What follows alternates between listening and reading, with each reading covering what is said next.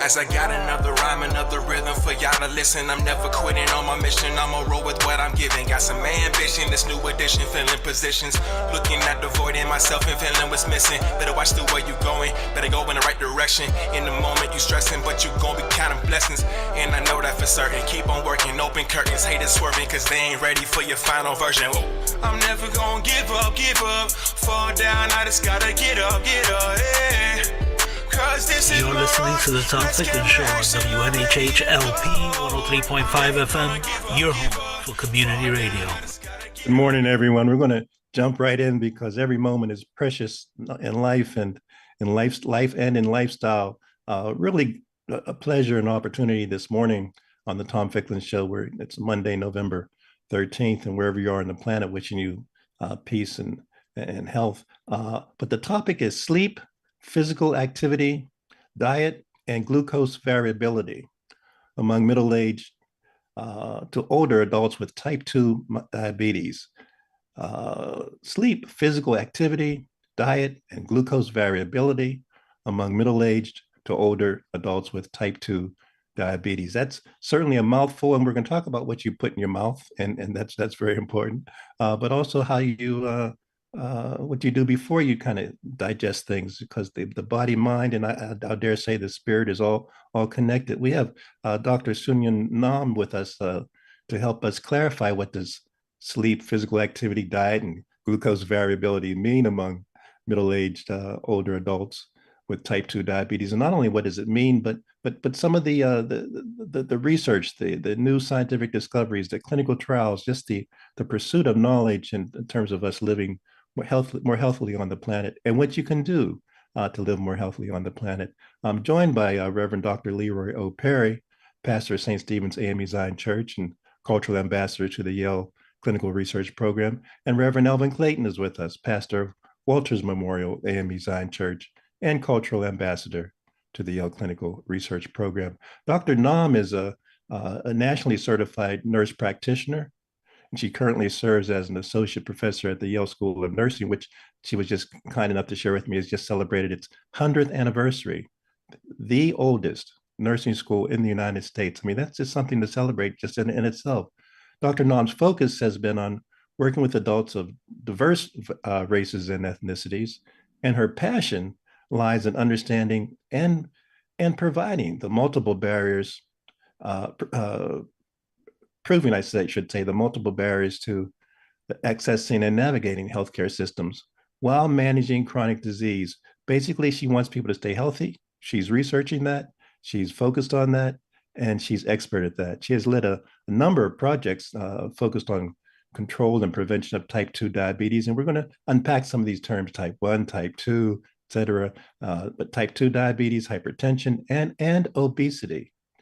On this show, Doctor, and with Thanksgiving coming up, everybody, I mean, let's really, the holidays, we know people put on pounds during this holiday season, so let's really pay attention and kind of listen to her expertise and what she's going to share with us. Today, she's going to share with us information about her current research that looks at how lifestyle behavior, there's things you can do, there's things within your control, you can take ownership of your health, but how lifestyle behavior impacts your blood glucose levels in adults with type 2 diabetes. Welcome, everybody. Welcome, Tom. Thank you. Dr. Nam, it's a pleasure to see you, at least virtually, and I love your background, as I mentioned. So share with us a little bit, there's a number of issues and statistics about diabetes, and we'll get into that in a second, but thank you for joining us. But let's discuss your study of type 2 diabetes and why so many people, unfortunately, suffer from this disease in our communities, and why it's even important to understand and to educate folks on the when I say the effects, the negative impact of this disease. Give us a little crash course. We're not your nursery school students, and I'm not sure we'll pass your test, but if we have to do a remedial training, that's fine. But talk to us a little bit about your study and pertaining to type 2 diabetes. Sure. Again, I'm very glad to be here today, and I appreciate the opportunity to discuss this important topic. The diabetes is a chronic medical condition that occurs when body is unable to properly regulate blood sugar level. There are two main types of diabetes, and there are also gestational diabetes that women develop diabetes during the pregnancy. But let's talk about type 1 and type 2 diabetes. And many people, unfortunately, they don't know whether they have diabetes, and they live with diabetes for many, many years. And when they find out the diagnosis, they already develop some complications. So I would like to highlight the common symptoms of diabetes. And if you develop one of these symptoms, and you need to see the medical professional. And so if you ever feel like extreme thirsty and the thirst or hunger or frequent urination and unexplained weight loss and fatigue and very blurry vision, and somehow your wound is not healing well, and sometimes the tingling and numbness of the extremities, that can be common symptoms. And people ask about the risk factors. So I can talk about more in type 1 and type 2 diabetes, but in general, type 2 diabetes risk factor can be the family history of diabetes, the first degree, whether your parents have it or a sibling have it, and obesity and sedentary lifestyle, and risk increases with age. And some racial ethnic group, unfortunately, have a more predisposed to type 2 diabetes because of all the structural factor. I can talk more about this later. So it is important to note that diabetes, particularly for type 2 diabetes, is often preventable or manageable with lifestyle changes and regular monitoring of blood sugar level, and working with healthcare professionals are essential for effective treatment. And you referenced a little bit, Dr. Norman. I guess I wanted you to emphasize again the difference between type 1 and type 2. I know when I go into the doctor's office and even reading my chart, I still kind of block out, is that really me? Did I really have that symptom? Do I really have arthritis kind of thing? Not to get too personal, but the difference between type 1 and type 2 diabetes is what again? Sure, certainly. Let's delve that deeper into the distinction between type 1 and type 2 diabetes. The type 1 diabetes is an autoimmune condition. So the immune system mistakenly attack and destroy the insulin producing beta cell in the pancreas. So unfortunately, the exact cause is not well understood. But some genetic and environmental factor are believed to play a role. But type 2 diabetes is primarily associated with insulin resistance, which is the body cells do not respond effectively to insulin. So in other words, when cells in your muscle, fat, and liver don't respond well to insulin, so they cannot easily take up glucose from your blood. So when you get the blood test, you have the high blood sugar level in your blood. So as a result, your pancreas make more insulin to help glucose enter your cell. So the lifestyle and environmental factor, such as obesity, physical activity, and your built environment or social environment can contribute to the development of type 2 diabetes. So then onset of type 1 diabetes, as you may know, this is more like a genetic cause. So that typically develop early in life, often during childhood or adolescence. And it has a relatively very short onset. While the type 2 diabetes is more commonly diagnosed in adults, but although the prevalence of children and adolescents is increasing because of the rising obesity rate. So you can imagine type 1 diabetes treatment is require lifelong insulin therapy. People with type 1 diabetes, they may use insulin injections or insulin pump.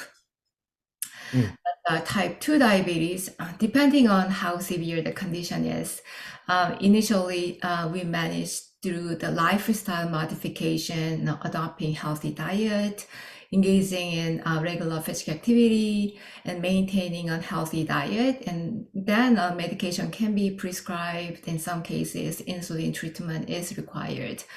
So for the prevention, the type 2 diabetes, many cases, it can be preventable or it can be delayed with lifestyle changes, which is no healthy diet and physically active and managing body weight. But prevention of type 1 diabetes is not, there's no known way to prevent type 1 diabetes, unfortunately. And then again, the risk factor can be of the type 2 diabetes is all like unhealthy lifestyle and some stress. Excellent. And again, we hear this phrase, take ownership of your health, and we actually repeat it often on this show. And it's really important for folks to be informed and to take ownership. The things we can do. Reverend Clayton and Reverend Perry, just before I bring you guys in, I just want to ask Dr. Nam if she could, because we often hear about racial disparities in type 2 diabetes. And I wondered if Dr. Nam, if you might want to share a comment in that regard. Absolutely. So health disparity in type 2 diabetes within racial and ethnic underserved communities are a significant concern because that population face higher rates of morbidity and mortality associated with the condition. So racial ethnic minority group, particularly African American, Hispanic, Latino American, Native American, and some Asian American subgroups tend to have a higher rates of type 2 diabetes compared to non-Hispanic whites, and also the diabetes-related complications such as cardiovascular disease, kidney disease, and neuropathy are more prevalent in underserved population. For example, in 2018, African American adults were 60% more likely than non-Hispanic white adults to be diagnosed with type 2 diabetes. Did you say 60%? 60%. 60%. Yeah. So, and in 2019, non-Hispanic Blacks are 2.5 times more likely to be hospitalized with diabetes and associated with long-term complication than non-Hispanic whites. Also, the death rate was a lot higher in the ethnic minority group than non-Hispanic white group.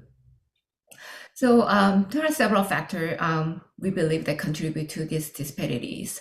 So underserved community may experience delay in the diagnosis of diabetes due to limited access to healthcare services. And you can imagine that this delay can result in progression of the disease and the development of a complication by the time the individual receives a diagnosis. And other things, it's like a social determinant of health. Now, socioeconomic status, which include educational gap and intergenerational wealth gap, play a crucial role in diabetes health disparity.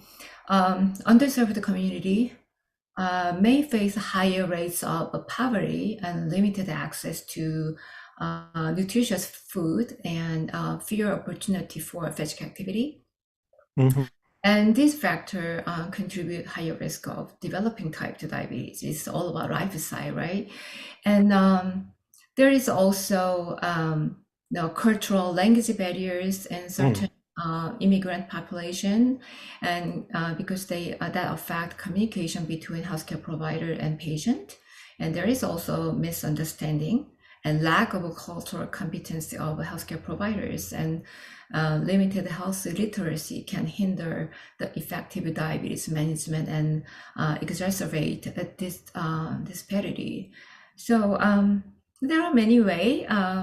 The thing is, there are many ways we can address this diabetes health disparity in underserved community. It is a multifaceted approach. So you can imagine you can increase the improved the access to affordable and the culturally competent healthcare services, and also providing targeted education on diabetes prevention and management and lifestyle modification to tailor to the cultural and linguistic the needs of the community can be effective.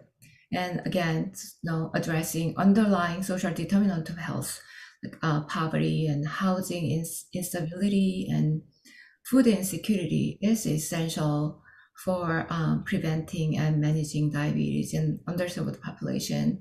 So by addressing this root cause of implementing comprehensive strategy, I think we can work toward reducing the diabetes-related morbidity and mortality in racial ethnic minority groups.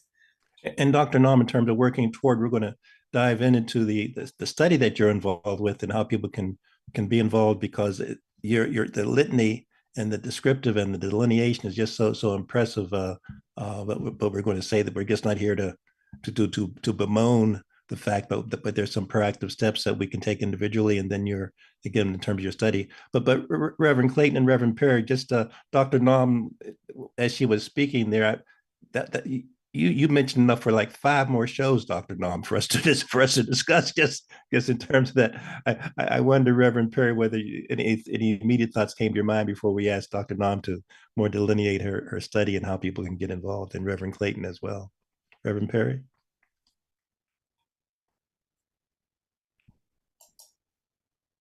Thank you, Dr. Nam. Thank you, Tom. I think that in order for us to move forward with this whole study, I think it's so important, and I think you made mention of this, is to look at the cultural and historical background to the disparity that has led so many underserved, underprivileged minorities to find themselves in this situation. I tell you, coming up, we were not privy to these kind of statistics, number one. And I think that's important that we get that we have the facts. Yes. So we share the facts with the community. But when we were coming up, Tom, as you know, we didn't even know what diabetes was.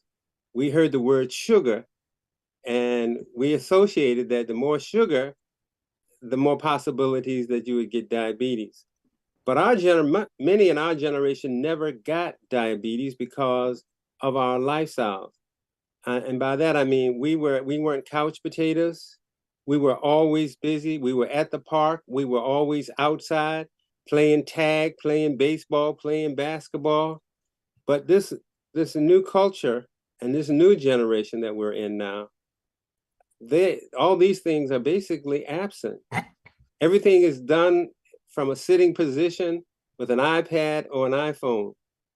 So I think culturally and historically, that's one way we need to, like, at least backtrack to where we've come from to where we are now. And I think getting the word out and having studies such as this can help us to manage and maybe even in some cases prevent diabetes. Dr. Nam, I'm so interested because every day I watch television and there's something on there about Ozempic or some of these other drugs for diabetes, and people are losing weight. And then there's concern that these drugs really are an artificial form and may have some side effects later on. The more natural way, the way we really want to do this, is through diet and exercise and eating properly. So this is good news for us, and this study could help us and generations yet unborn stay off this disease now that has plagued us. Indeed. Reverend Clayton, any thoughts again, and then we'll Dr. Nam will come back to give you a chance to kind of share about the exciting study as Reverend Perry has referenced. Reverend Clayton, good to see you. We can't hear you, Clayton. Thank you, Tom, and thank you, Dr. Nam. It seems to be that the big thing today is in so many areas of ailments and sicknesses is nutrition and health. Nutrition, health, exercise. And I don't know if we can preach it enough. I noticed during the summer, we had a vacation Bible school for multiple ages, and we had a section or time of day for the the children to go out and play sports. Mhm. Or, we're down here in Bridgeport, we're not that far from the beach, walk down to the beach. Mhm. And you had to do something to get them away from the iPhones and iPads. And even now in the senior citizens, how they have time from chair exercise to line dance. Mhm. So the thought or the message in order to prevent this or keep it under control, one of the ways is to make sure that we eat better and that we do some form of exercise weekly. I even started a new regimen, pickleball. Ah.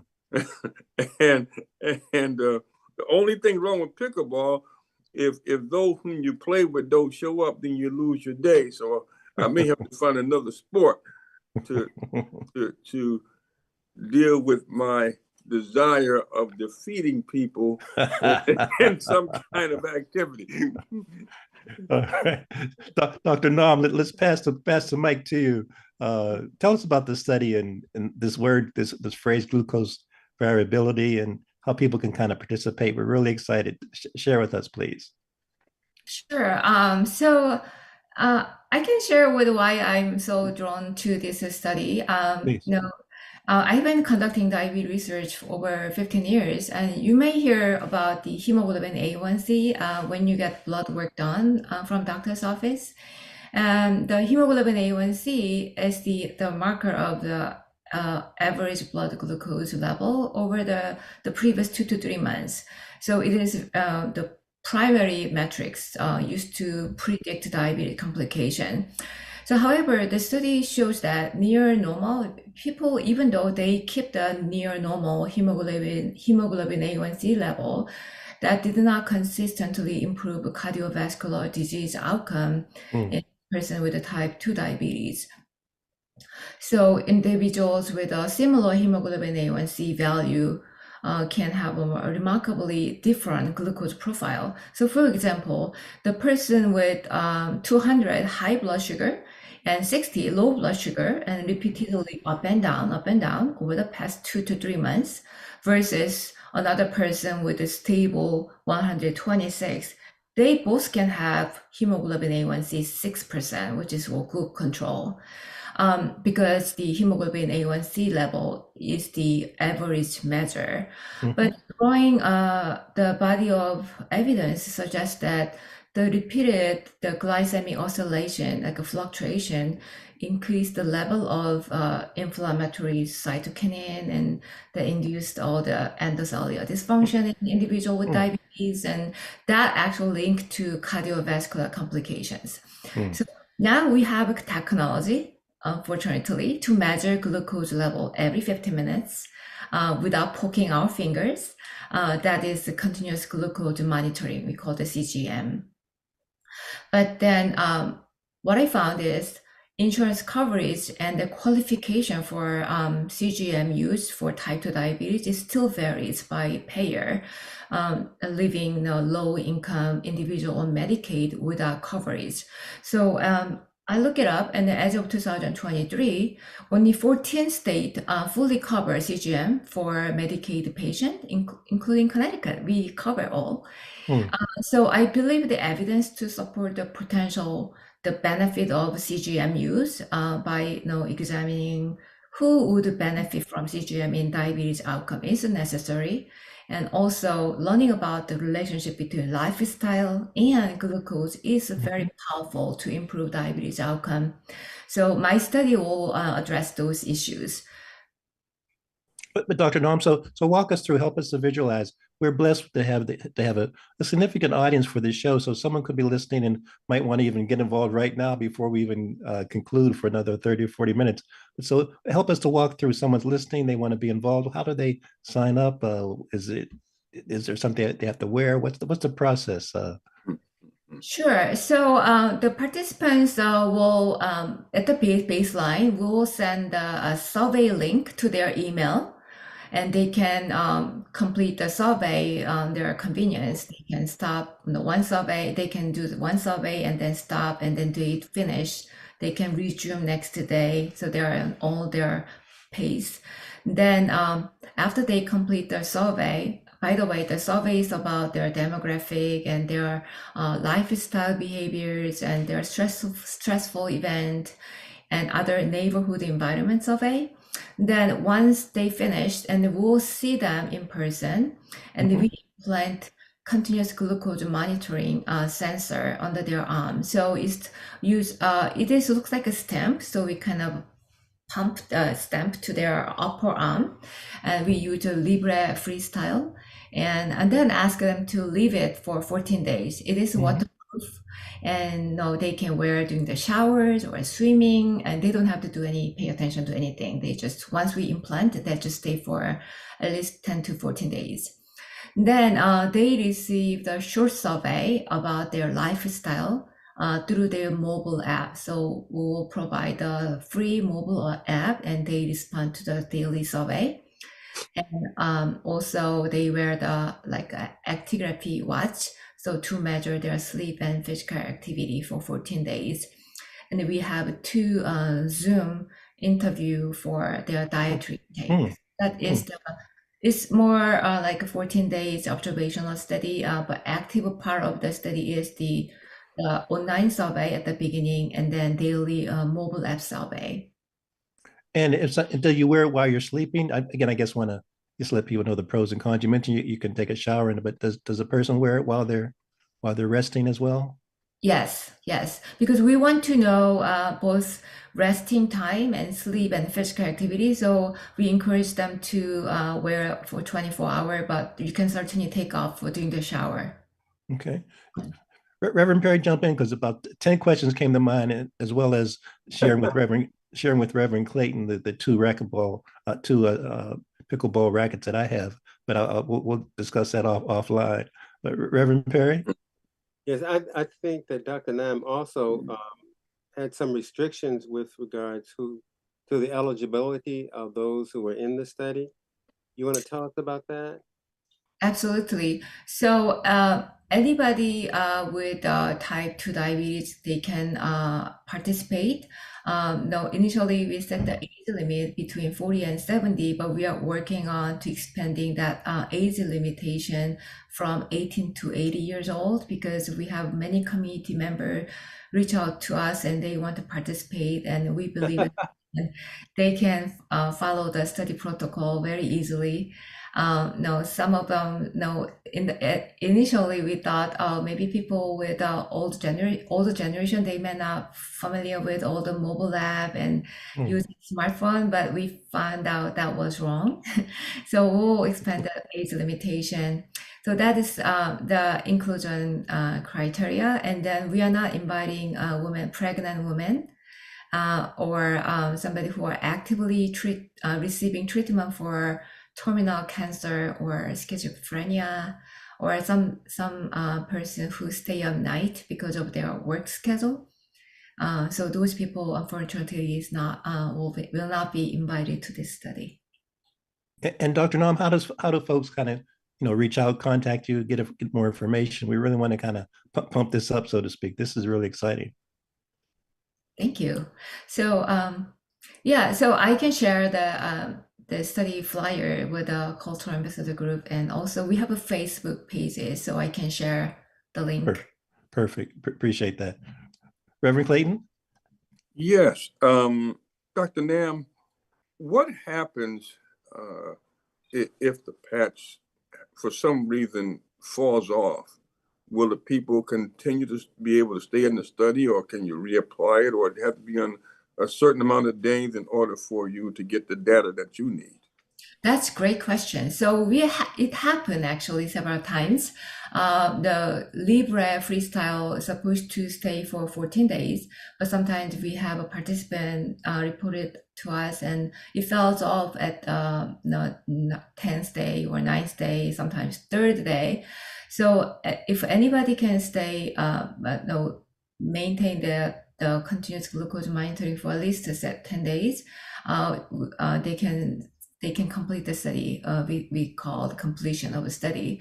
And if somebody has some issue that falling off earlier than 10 days, and we are going to reimplant that CGM. So we figure out why that fall off sometimes, and that bump into some doors, or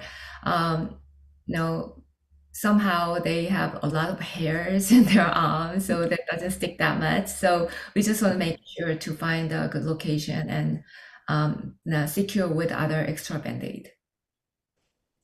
Thank you. And is there a monetary kind of compensation, or kind of a way of expressing your appreciation for people to participate? Absolutely. So, baseline survey, once they complete the online survey, we pay $30 at the baseline. Then next 14 days, they keep the continuous glucose monitoring and continue to wear the watch. They just simply wear it. They don't have to charge any watch. And then they respond to our daily short survey, which takes about 1 to 2 minutes, but 4 times a day. Then at the end of the study, they receive additional $170. So it total would be $200. Excellent, excellent. Reverend Perry, I see you're typically taking notes, which I really love. So jump in if you would. I'm just amazed, and like every time I hear you, another question comes to mind. Do they get to keep the watch? Do they get to get the results of the study? Is there a follow-up for individuals who in the study exemplify possible heart or cardiac later on, symptoms that may need attention right away? So how are they helped? I mean, I see us getting the data, but now how do we take the data that we get and also help the people who participate in the study? Thank you for that question. So, as soon as they complete the study, we share all the data with the participant. So, for example, each participant will receive their glucose pattern data, and the sleep, physical activity patterns, and diet composition and mealtime data with interpretation, which is what this exactly means. So all the data are time-stamped, so participants can even review the link between their lifestyle and glucose levels. For example, whether yesterday I slept for only 5 hours, is this related to my following day's eating, physical activity, and glucose level? They can actually capture those things. And also they see, importantly, they can see that the amount of time they spend in target blood glucose ranges, which is about between 70 and 180. So far, our participants who complete the study, they appreciate the result. And also some of them never experienced wearing the CGM. That was a very good learning opportunity for them. I just a little follow-up on this. The study is for 14 days, or how long is the total time? It's 14 days. It's 14 days. And they come in once? They have to come in one time to get So we meet them at the baseline to implant the CGM, and then we will meet again 14 days after, so that we can take off the CGM and then provide the payment. Tell me the importance of, I'm sorry, Tom, just one more. No, go ahead, Reverend Perry, please. I'm not all of my life, I don't get a lot of sleep. Okay. I go to bed at 1, I get up at 4, 5, 6 sometimes. And it's always between that hour. How important is sleep in your study, or just in general? Because it seems like everybody has a different understanding it. Some people say it depends on your body, it depends on what you do. So in this study, why is sleep monitored? Because of what importance does it have with diabetes? Sure. So no, most of people understand about the role of physical activity and the diet, but sleep actually is becoming more, like I would say, more emerging lifestyle factors contributing to obesity and type 2 diabetes and some like mental health, like depression. So we believe that sleep, when you can imagine a lack of sleep. No, you're not just feel very tired at the next day. No, we also our body increase the appetite hormone, so you tend to eat more, consume more high calorie intake. Also that contribute to obesity, and also sleep is interacted with other healthy behavior like eating and the physical activity, but you're not going to have a lot of exercise, or you tend to more sedentary after your lack of sleep. So there is like interrelationship between with other healthy behavior and the mood, and also physically you release more the obesity favoring hormone to the body. That's really important. And Dr. Nam, just as Reverend Perry just shared, because people's sleep cycles differ, what's the impact of that? So if Reverend Perry had the monitor on, what would he want to be concerned about it or not concerned about in terms of his sleep cycle?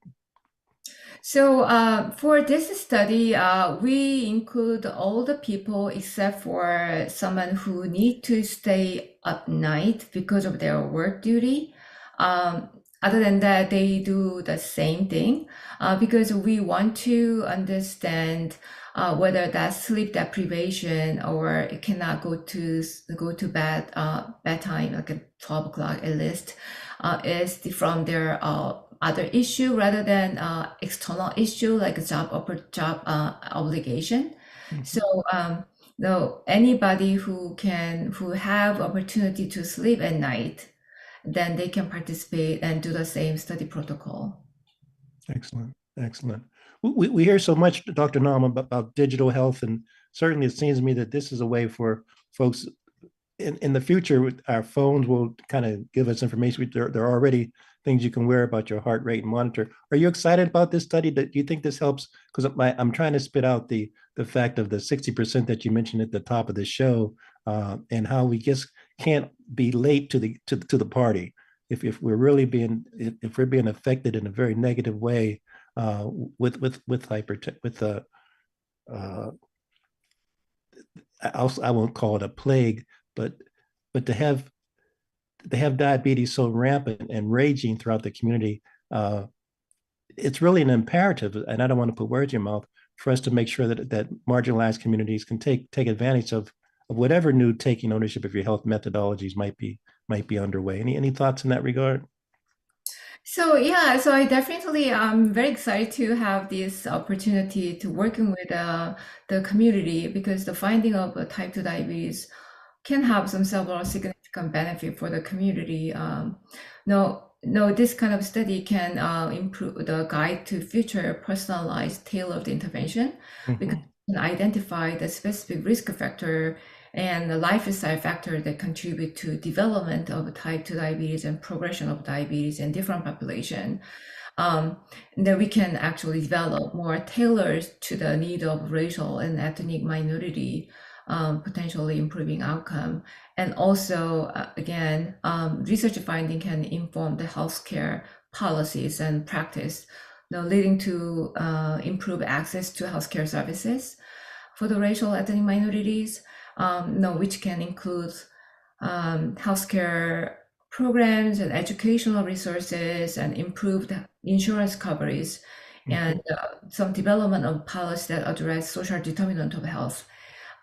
Again, also raising this public awareness of type 2 diabetes within the community can be helpful for prevent diabetes. And community empowerment is another thing, the big thing. The sharing research findings, the community can empower the people to take control of their health, and also we can help to the proactive health-seeking behaviors and the early detections and the adherence to the treatment plans. And Reverend Perry, you mentioned the term precision medicine often in previous shows, so it seems to me this is right along that line. Mm-hmm. I think all of this feeds into that same bank of information that is so vital to prosperity or posterity, because if we have this information, then we'll know what to look for. We won't be undiagnosed nor non-treated. And one of the things that I want to say to you is that in New York, I've had many members of my congregation and older members who had diabetes. And what happens to them is unconscionable. First you hear they have it and you think that everything's all right. Then the next thing you know, they're taking off a toe, a foot, an arm, a leg, and then they're in a wheelchair, and then they're in a nursing home. I mean, we really need, this is so relevant and pertinent to where we are, and we really need to push this, because those people who are being cut up are mostly Black people. Mm-hmm. And these are people who have probably been not getting the proper access to care or dealing with doctors with implied bias. And so they just let these things gravitate to a point where it becomes horrendous. So this is why, I really want to be a part of this study, because I'm trying to prevent something that I've seen that is damnable in healthcare and in our community because of lack of access, implied bias, institutional racism. So for this program, for this project to be presented to us, it gives us a mandate that we need foot soldiers out, and we need to get people involved in this as soon as possible. Mm-hmm. Mm-hmm. Mm-hmm. Dr. Nam, what's your target goal in terms of, and Reverend Perry, I really appreciate you sharing that. Dr. Nam, your desired enrollment rate, is the study going to for another year? What's the duration, and how many folks are you looking to recruit? Sure. Ideally? So, we start the study early this year, and our target goal is to recruit 200 people from community. And over the course of what time? Over the next year? Until 2025 December. Okay, so we have our marching orders in front of us. Reverend Clayton, and as we kind of have another 10 or so minutes to kind of wind down. Well, he's playing the guitar. That's why you can't hear the music. I want to say one more thing, actually, if that is okay. Please, Reverend. Dr. Nam, please. No, oftentimes when I say this, it's well received from Black community, because I work with the Black women many times, and sometimes they are put their own health aside because they have so many competing life demands. But when I say this, and they actually get it, and they actually work for the preventing diabetes and adopting healthy behavior. So I would say that the generational impact of the type 2 diabetes, there is such intergenerational consequences of type 2 diabetes. For example, individual with a family history of type 2 diabetes, I mentioned that is first degree relatives that have a high risk for developing the condition, and the certain genetic factor that influence insulin resistance, and also family often share their similar lifestyle, including dietary habit, physical activity level. Those are unhealthy lifestyle choices, such as the diet and high processed food, sugar combined with physical inactivity. These habits are passed down from one generation to the next. The risk of diabetes can be perpetuated. So I'm kind of motivated to, this is not just for your health, it's for whole family health and the intergenerational impact in it. Point well taken. Absolutely. Reverend Clayton? Dr. Nam, you hit a point here, and I need to ask, I guess, another question or two. First of all, there is a young gentleman. Well, he's maybe 50 now, who were diagnosed with type 2 diabetes. And he went through a battery of tests, had some complications, went to the hospital, and they were going to amputate some toes. And then he got a second opinion, and they decided to do something different to save the toes. It's this common that one can actually miss something as serious as moving toes or a foot, and someone else can say, I think we can save it by doing something different. Mm-hmm. So I think that is very challenging situation if you have a different opinion from two different providers.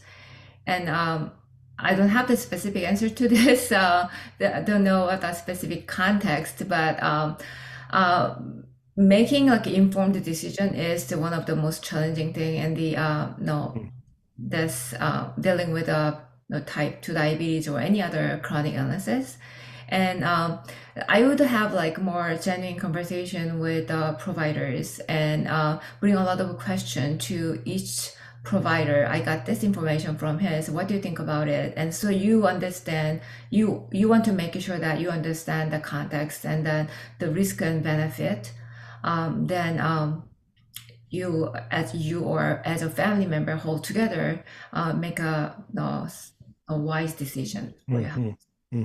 To take ownership of your health. Everyone, we have about 5 more minutes, so as things cross your mind, please let's jump in as the spirit moves you, so to speak. I have a good news report that one of my members shared with me last Wednesday. She was diagnosed with type 2 diabetes, and she had to give herself the insulin shot, and she hated it, and she told the doctor that she was going to really work hard at changing this, and they were telling her that she couldn't do it. But when she went back for her next physical, they were amazed that how well she did. I mean, she went cold. She cleaned out. She said, I cleaned out my pantry, my refrigerator, everything that was not healthy, and she ate a lot of fruits and vegetables, drank a lot of water, and eventually she's still taking some form of pill, but she's not taking the shot anymore. So that diet, and she walks every day. So diet and exercise is major in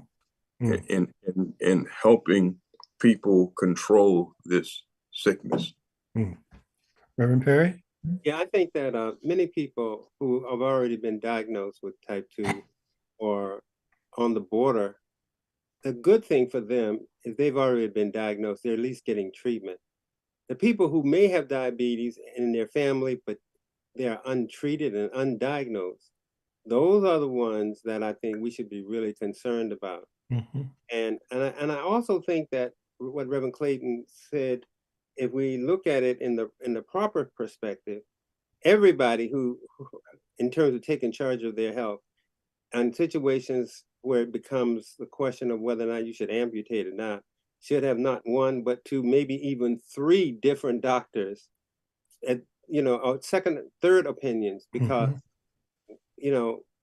every time I've seen it happen, it never ends there. It always continues until death comes, and it's just difficult because once they start amputating, you're not walking, you're not moving now, and your activities have slowed down. So it's important that we catch this early and treat it early and manage it early.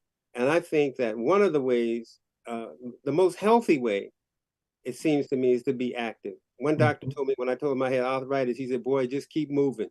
As long as you're moving, your body will adjust and you can handle it. It's when you are sedentary and you stop moving that really you see things catch up on you. And then when they get to a point where they have consumed you, it's almost like you're done for. So I think, us taking charge of our health, and as we said, taking charge of our health, and this is a family affair.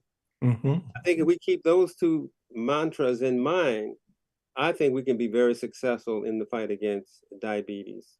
Excellent, excellent. Dr. Nam, I want to give you the last word, and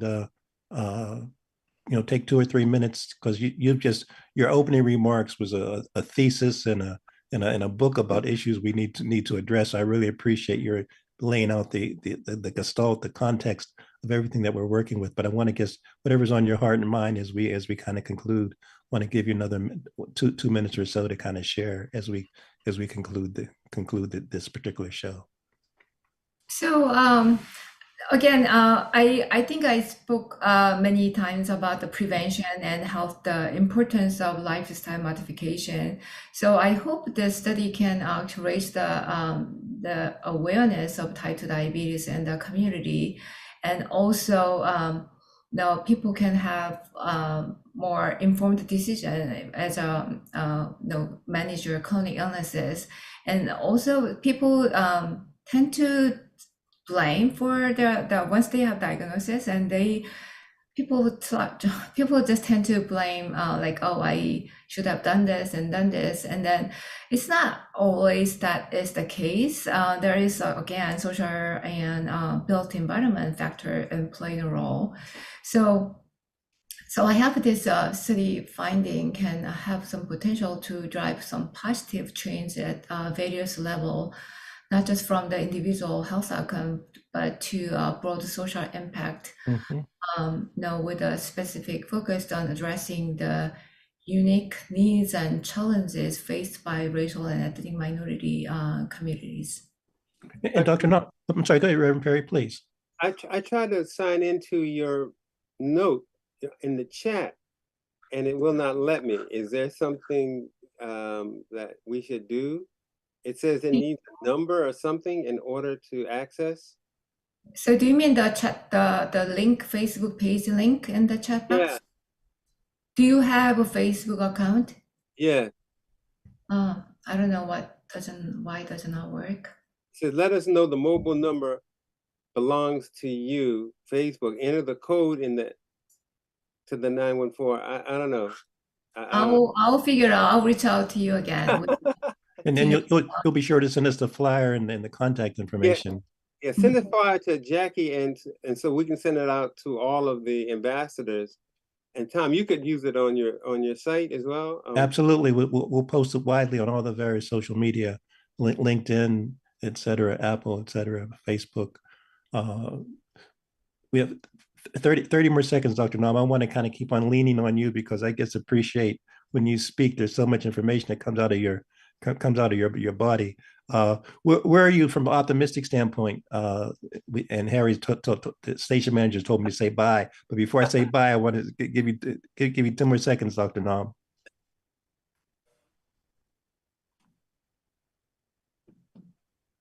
Are you there, Dr. Nam? Oh, can you hear me? Can you repeat again? I'm sorry. Harry has closed the door on us. We'll have to do another show, Dr. Nam, a part 2. As I got another rhyme, part another 2. rhythm for y'all to listen. I'm never quitting on my Thank you, mission. everybody. What I'm giving, got some ambition. This new edition, filling positions, looking at the void in myself and feeling what's missing. Better watch the way you going. Better go in the right direction. In the moment you stressing, but you gon' be counting blessings. And I know that for certain. Keep on working, open curtains, haters swerving, cause they ain't ready for your final version. I'm never gonna give up.